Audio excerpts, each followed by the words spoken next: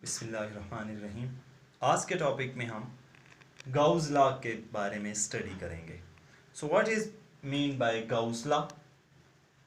Introduction क्या है? Let we start our topic. Introduction.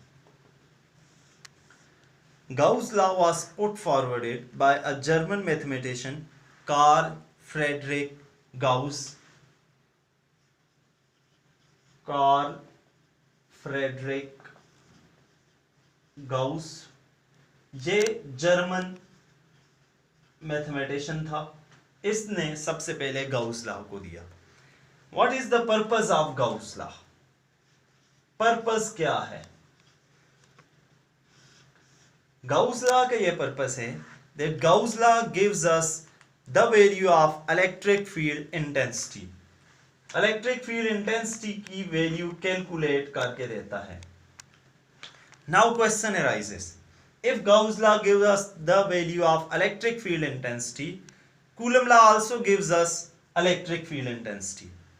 Although we have Coulomb law, then why we needed Gauss law? अगर यह भी E की value देता है तो कूलम लॉ भी E की वैल्यू दे रहा था। वो ऑलरेडी हमारे पास कूलम लॉ है, तो फिर हमें गाउस लॉ की जरूरत क्यों पेश आई? तो why we needed Gauss law? Need क्या थी गाउस लॉ की? गाउस लॉ की नीड ये थी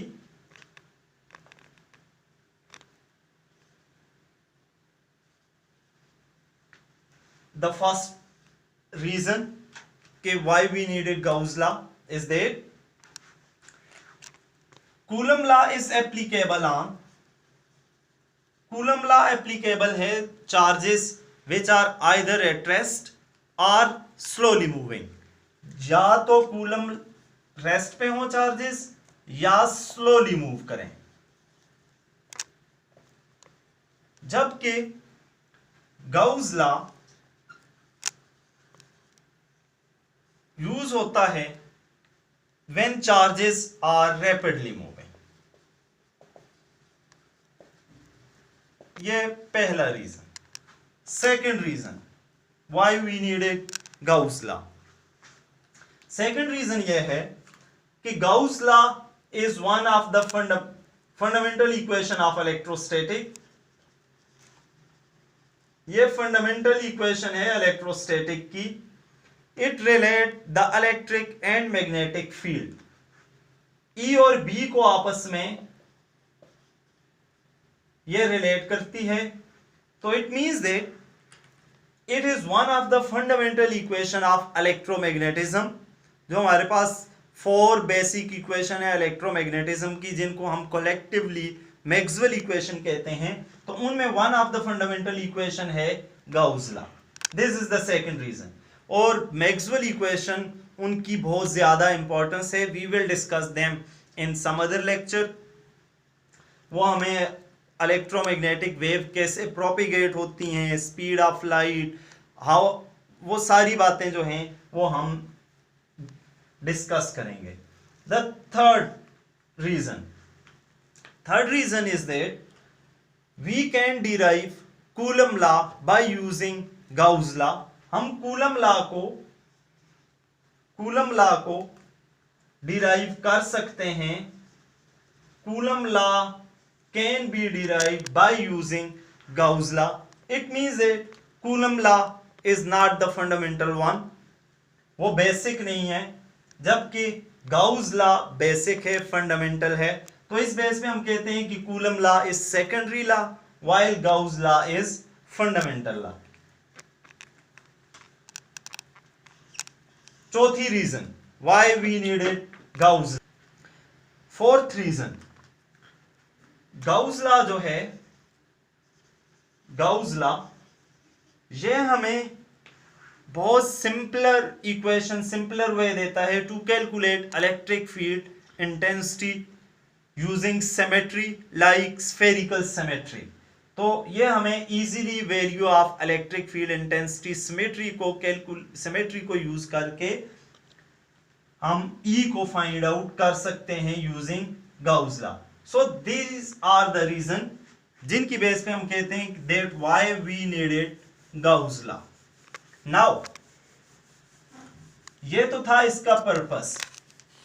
गाउस लॉ की इक्वेशन क्या है और फिर उस इक्वेशन से गाउस लॉ की स्टेटमेंट क्या है, ये अब हम डिस्कस करते हैं।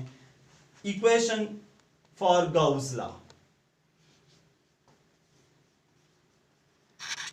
Equation for Gauss law. Gauss law के लिए एक इक्वेशन डिराइव करने से के लिए we consider that positive charge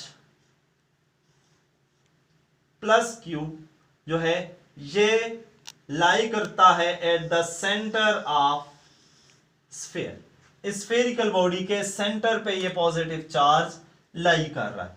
इस पॉजिटिव चार्ज की वजह से electric field lines are directed radially outward.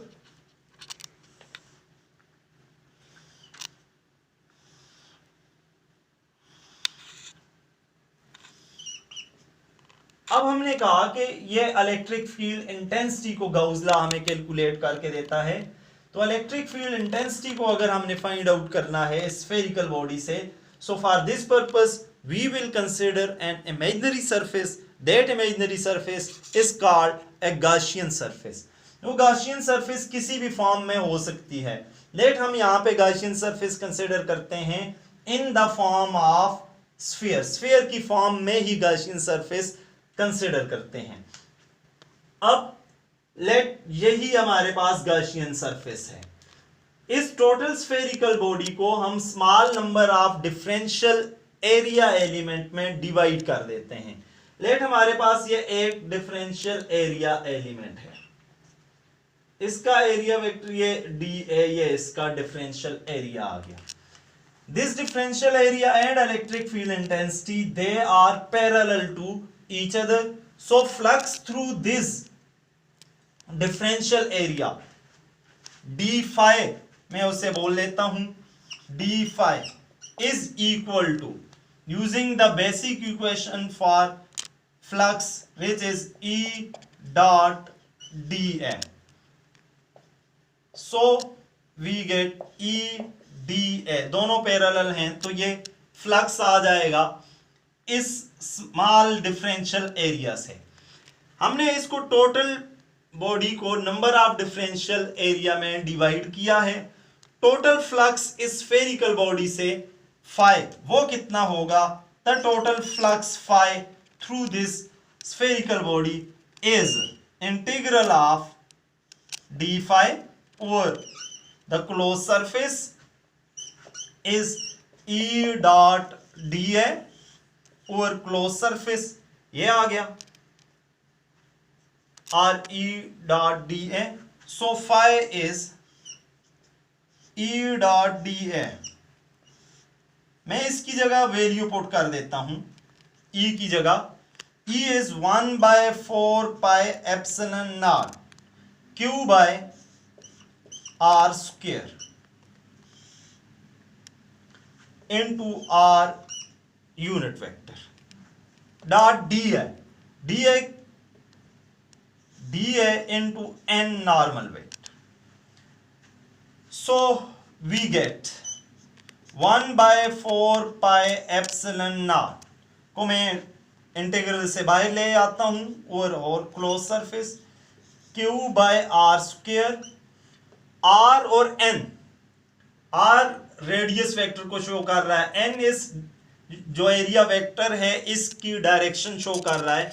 Are unit vector और एन यूनिट वेक्टर ये दोनों रेडियल हैं। सो आर डॉट एन यहां पे जो हमारे पास है आर डॉट एन ये 1 के इक्वल है। So we can write d A, r dot n उसकी जगह 1 आ गया। यहां से मैं Q को भी इंटीग्रल से बाहर ले आता हूं और dA की जगह E dot dA through close surface is equal to Q by 4 pi epsilon naught R square को भी इंटीग्रल ऑफ dA। ये एरिया आ गया sum of area of all these patches, तो अगर हम इन तमाम पैचेस के एरिया को सम करें, it gives us the area of this sphere which is equal to 4 pi r square. So we can write E dot dA is equal to Q by 4 pi epsilon naught r square. इसकी जगह 4 pi r square area of sphere, उसकी value हम put करते हैं। 4 pi से r square से we get E dot dA through closed surface is equal to 1 by epsilon naught times the total charge Q. This is the differential form of Gauss law.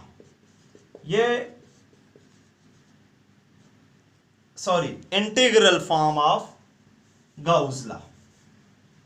This is the integral form of Gauss law है। What does this equation state? ये equation क्या state करती है? Now the statement of Gauss law, this law state that the electric flux through any close surface is equal to 1 by epsilon naught times the total charge enclosed. Electric flux E dot dA electric flux है through any close surface, ये उस close surface पे applicable है। ये जो circle है integral के ऊपर, this shows the close surface, is equal to 1 by epsilon naught times the total charge. Q जो है उस स्फीयर के अंदर टोटल चार्ज है, the total charge enclosed. This is the statement of Gauss law. Now what does this equation gives us? ये equation हमें यहां से हम क्या कंक्लूड कर सकते हैं, रिजल्ट क्या हो सकता है कि इलेक्ट्रिक फ्लक्स किस पे डिपेंड करता है? Dependence of flux, dependence of flux. इस इक्वेशन को देखा जाए, this equation state that shows that electric flux depends upon, पहली बात डिपेंड करता है टोटल चार्ज इनक्लोज्ड पे, क्यू इनक्लोज उस पे डिपेंड कर रहा है। इट इज इंडिपेंडेंट ऑफ, ये इंडिपेंडेंट है, इंडिपेंडेंट है किस पे? इंडिपेंडेंट है radius of that body, radius पे इंडिपेंडेंट है। It is independent of size of that body, it is independent of shape of that body. Radius, size और shape पे डिपेंड नहीं करता, डिपेंड करता है ओनली चार्ज इनक्लोज पे। रेडियस पे डिपेंड कैसे नहीं करता, लेट हम इसे देखते हैं। We consider a spherical body, ये हम एक स्फेरिकल बॉडी कंसिडर करते हैं जिसका रेडियस r है। यहां पे एक चार्ज q लाई कर रहा है सेंटर पे, और इसका एरिया जो है वो a है, कैपिटल A इसका एरिया है। यहां से electric field lines radially outward हैं, पॉजिटिव चार्ज है, तो मैं ये डिफरेंशियल एरिया ले लेता हूं। इससे 3 electric field lines are passing through this area. अब मैं एक और स्फेरिकल बॉडी यहां पे कंसिडर कर लेता हूं, ये जिसका रेडियस 2r है, 2 times the radius of this inner sphere है। यहां पे मैं एक डिफरेंशियल एरिया ले लेता हूं, उससे भी ये 3 electric field lines passes through this area, differential जो एरिया है। अब देखें, ऑल्दो स्फीयर का radius twice the radius of inner sphere है, तो इसका एरिया क्या हो जाएगा, इसका एरिया 4 टाइम्स ए हो जाएगा। But we know that electric field intensity is inversely proportional to r square.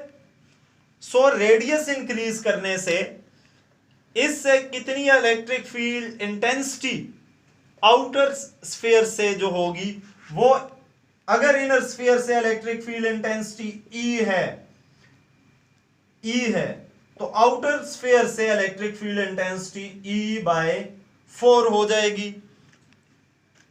दोनों का प्रोडक्ट एरिया और जो इलेक्ट्रिक फील्ड इंटेंसिटी है उसका प्रोडक्ट E डॉट जो A है वो कितना आएगा, वो कांस्टेंट ही आएगा दोनों केसेस में।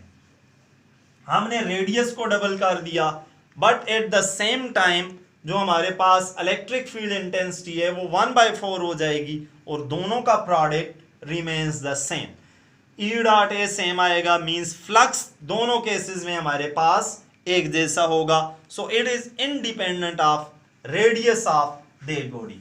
Also it is independent of shape and size, उस पे भी इंडिपेंडेंट है।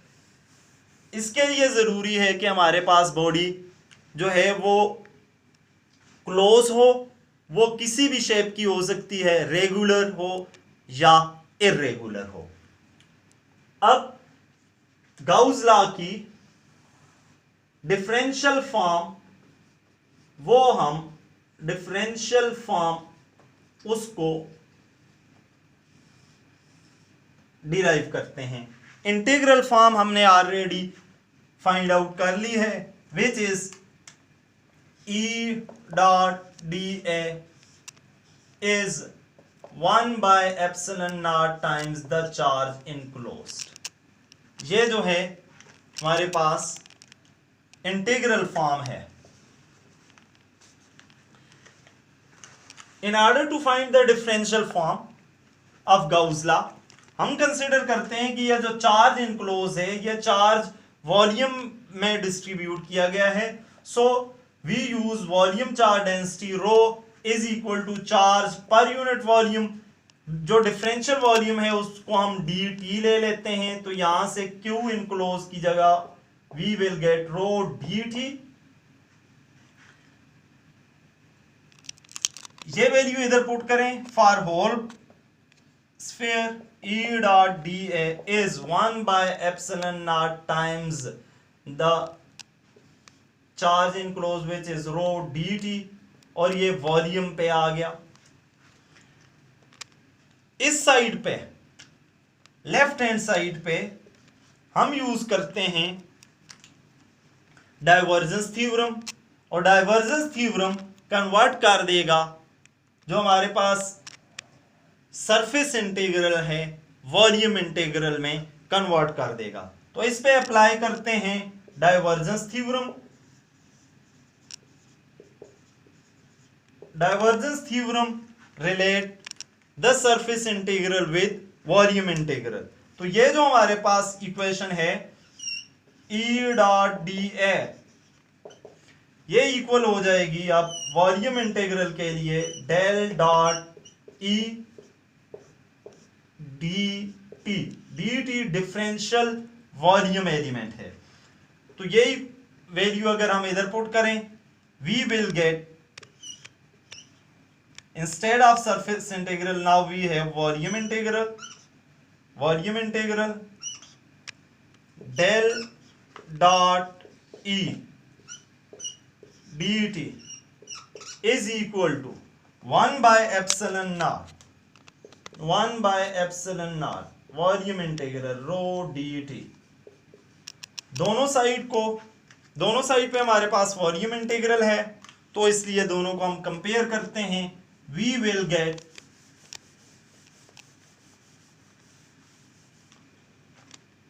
Del dot E